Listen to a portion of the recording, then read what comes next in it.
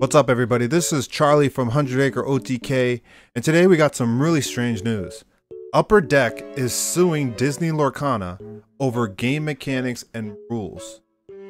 What on earth is going on? I was on Facebook today and I was checking some of the Facebook groups of Lorcana, and I came across this article. People are just talking about it. It's basically Upper Deck choosing to sue Ravensburger.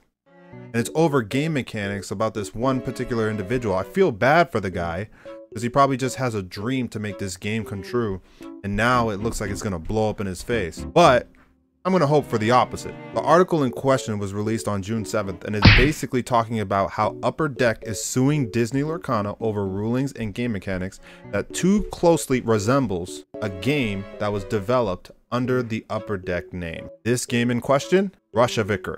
Never heard of it. Ravensburger, I don't know. This is an unreleased game that was apparently something that belonged to Upper Deck.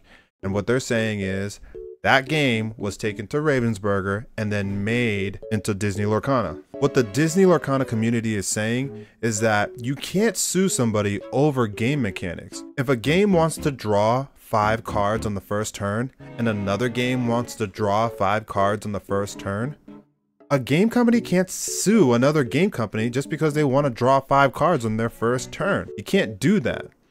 But essentially what's happening here is they're suing because they're saying that this is a direct copy of the game Ravensburger that they had in development under Ryan Miller. Now, a direct copy and paste, palette swap, Sub-Zero, Scorpion type of deal, I could see how there could be some legalities and a lawsuit there. I've defeated my physical form, but my soul is eternal.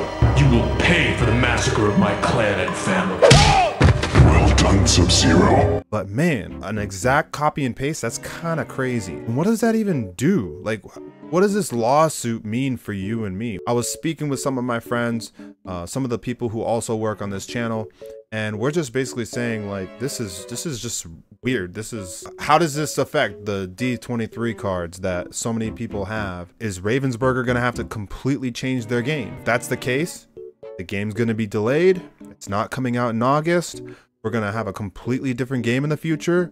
All those proxy cards, you're gonna have to make new ones, and all those D23 Expo cards, they're gonna be obsolete because they probably don't represent the game. So I don't know how that's gonna affect you.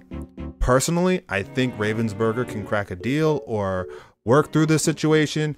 If this all is true, then this is nutty. And if Upper Deck actually has a case here, man, I don't know what Ravensburger is gonna do. Disney Lorcana is a great game. It's a fun looking game. I haven't been playing it, but a lot of people already have been playing it. Proxy cards, proxy decks, just looking at the games, just looking through the mechanics. A whole bunch of people are talking about it. There's hype behind the game. People love Disney. It's going to be super collectible. There's a lot of pros behind Disney Lorcana, and for it to get a complete rehash and just completely change because of this situation, this is kind of crazy.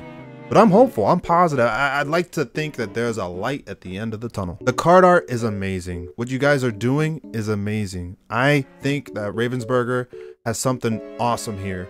And, you know, coming from Yu-Gi-Oh!, which is a completely convoluted, crazy mess of rules and summoning and all that stuff, it's nice to have something that's super simple to get into. And for the competitive player, the complexities, there's a very high ceiling for that. So I'm excited for that. My wife is excited for that. Our friends are excited for that. The collectible part is exciting. You know, it's nice to be able to collect something new. You know, people, you know, I can't wait to get my hands on physical Hercules cards. Like, I'm excited for that. Apparently Upper Deck has sued people in the past.